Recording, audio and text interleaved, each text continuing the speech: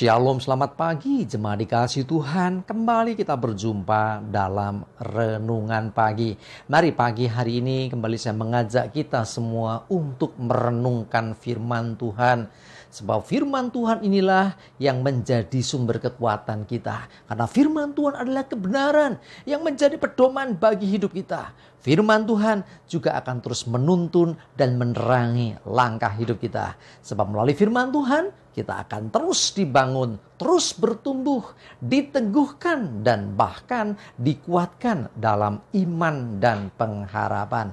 Ya, mari sebelum kita merenungkan firman Tuhan, kita akan berdoa minta pimpinan Tuhan terlebih dahulu.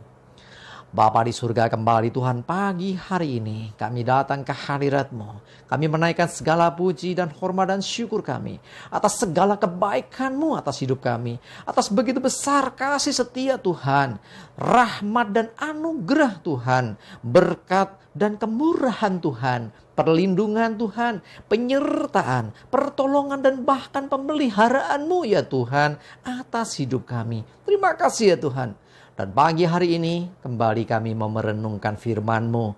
Mari Tuhan singkapkan dan nyatakan kebenaran firman-Mu atas setiap kami. Dan juga urapi kami semua ya Tuhan. Sehingga kami bisa menangkap pesan Tuhan. Dan juga melakukannya dalam hidup kami. Terima kasih ya Tuhan. Dalam nama Tuhan Yesus kami bersyukur dan berdoa. Amin. Mari jemaat dikasih Tuhan, kita akan buka Alkitab kita. Renungan pagi hari ini saya ambilkan dari Matius 5 ayat 37. Saya bacakan. Jika ya, hendaklah kamu katakan ya. Jika tidak, hendaklah kamu katakan tidak. Apa yang lebih daripada itu berasal dari si jahat. Perhatikan. Kalau ya, katakan ya. Kalau tidak, katakan tidak. Ya, kita nggak perlu bersumpah. Ya, orang Kristen tidak dianjurkan bersumpah. Sumpah demi ini, sumpah demi itu. Ya, tidak perlu saudara. Artinya apa? Tuhan ingin supaya setiap orang percaya, orang Kristen, itu perkataannya dapat dipegang. Ya, jawabannya omongannya iso dicekel gitu loh ya. Ya ya iya, tidak ya tidak gitu loh. Ya, jadi bukan orang yang tanda kutip maaf kasarannya ya, mencela dan mencele. Kasar ya. Tapi memang seperti itu. Tuhan nggak ingin orang yang pelin-pelan. Ada orang mengatakan esok dele sore tempe, sesuk tempe bosok, sesuk sudah jadi sambal tumpang. Akhirnya berubah-ubah terus. Enggak gitu. Tuhan ingin orang yang konsisten, orang yang berintegritas dengan ucapannya. Ya, jika ya, katakan ya. Kalau tidak, katakan tidak. Dikatakan apa yang lebih daripada itu berasal dari jahat. Yang lebih dari ya dan tidak apa. Nah, ini ada yang namanya gray area atau area abu-abu ya, antara ya dan tidak. Nah, disitulah iblis bermain. Hati-hati ya, karena kalau tidak hati-hati kita bisa terjebak. Sebetulnya tidak, kita bisa akhirnya jadi iya. Sebetulnya iya, bisa jadi tidak karena ada keraguan, area kebimbangan antara ya dan tidak. Dan hati-hati, kita mesti sadari bahwa ketika mengatakan ya itu bukan hanya ucapan mulut, bukan hanya bibir kita berkata ya, harus sampai kepada perilaku, tindakan kita. Ya, sebagai contoh kita, ya terhadap Tuhan. Ya, aku percaya Tuhan Yesus. Ya, aku mau jadi murid Yesus. Nah, ini bukan hanya ucapan. Ya, aku mengasihi Tuhan. Tetapi bagaimana tindakan kita? Bagaimana perilaku kita? Kalau kita mengatakan sebagai murid Yesus, tapi hidup kita enggak seperti yang diajarkan Tuhan Yesus. Tidak seperti apa yang diharuskan oleh Tuhan Yesus untuk kita kerjakan. Ya, sama juga bohong. Sebaliknya, terhadap dosa, terhadap apa yang dari si jahat, terhadap segala sesuatu yang buruk kita berkata tidak. Ya. Nah, itu pun juga harus disertai dengan perilaku. Kita berkata tidak terhadap dosa tapi masih menikmati dosa, sama juga bohong. Nah, jadi jangan sampai kita menjadi pribadi yang pelin-pelan. Nah, yang berbahaya saya katakan tadi, yang lebih daripada itu antara ya dan tidak. Di situ iblis bermain, ya. Jadi hati-hati jangan kita terjebak di situ. Ya, kita mesti konsisten dengan ucapan kita. Ya, jangan sampai sudah mengatakan ya tapi ragu-ragu lagi. Jangan juga mengatakan tidak tapi akhirnya berubah jadi iya. Hati-hati, di situ ada iblis bermain. Orang yang bimbang, orang yang ragu, orang yang pelin-pelan, orang-orang yang tidak punya pendirian. Itu seringkali mudah sekali diguncang oleh si jahat, yang akhirnya justru dia akan terjebak atau terjatuh dalam dosa.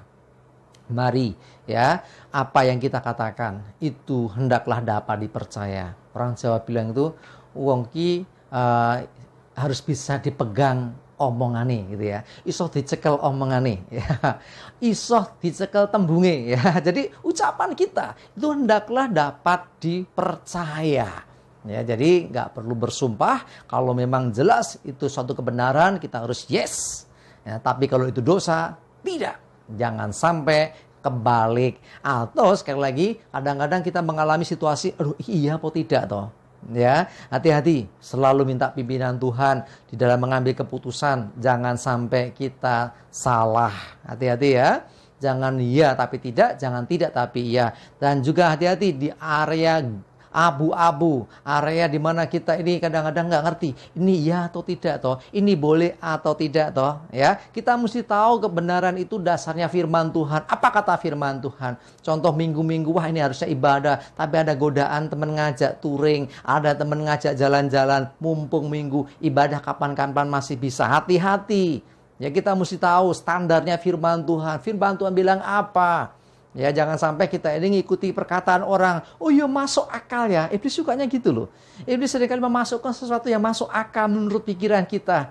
Tapi kembali apa kata firman Tuhan. Ya, jangan sampai kita ini pertimbangan-pertimbangan yang kita ambil itu karena hikmat manusia, karena perkataan manusia. Tetapi pastikan hikmat Tuhan, pastikan apa kata firman Tuhan. Ayo saya mengajak kita semua. Jadilah pribadi-pribadi yang konsisten dengan hidupmu. Kalau mengatakan ya, perilaku kita, tindakan kita harus ya. Kalau tidak, kita harus tidak. Ya, jangan sampai kebolak-balik. Ingat, ya terhadap kebenaran dan tidak terhadap dosa. Ya, jadikan pribadi kita orang-orang yang dipercaya Tuhan. Karena ucapan kita, ya, karena perkataan kita memang dapat dipercaya. Dan lebih dari itu, bukan hanya dipercaya Tuhan, tapi dipercaya orang lain. Kita orang-orang yang konsisten. Mari, jadikan hidup kita, ucapan dan tindakan senada, sejalan. Amin, kita berdoa. Bapa di surga, terima kasih firman-Mu hari ini yang mempertegas untuk kami menjadi pribadi yang dapat dipercaya. Kami katakan ya terhadap kebenaran, kami katakan ya terhadap firman Tuhan. Tapi kami katakan tidak terhadap dosa. Kami katakan tidak terhadap segala hal yang bertentangan dengan firman Tuhan. Dan tolong kami Tuhan, ada kalanya ada situasi di mana kami masuk gray area, area abu-abu, di mana kami bingung memutuskan ya atau tidak. Engkaulah Tuhan yang sumber hikmat yang menolong kami sehingga kami tidak salah mengatakan sesuatu dan tidak salah mengambil keputusan serta tidak salah melangkah. Terima kasih Tuhan, mohon selalu pimpinan dan penyertaan-Mu. Kami serahkan hari ini hidup kami juga dalam berkat pertolongan Tuhan. Jauhkan celaka dan mara bahaya, damai sejahtera dan berkat Tuhan selalu menyertai hidup kami semua. Dalam nama Tuhan Yesus, kami bersyukur dan berdoa. Amin. Mari jemaat dikasih Tuhan, semangat terus, maju terus dalam iman dan pengharapan. Tuhan Yesus memberkati kita semua. Amin.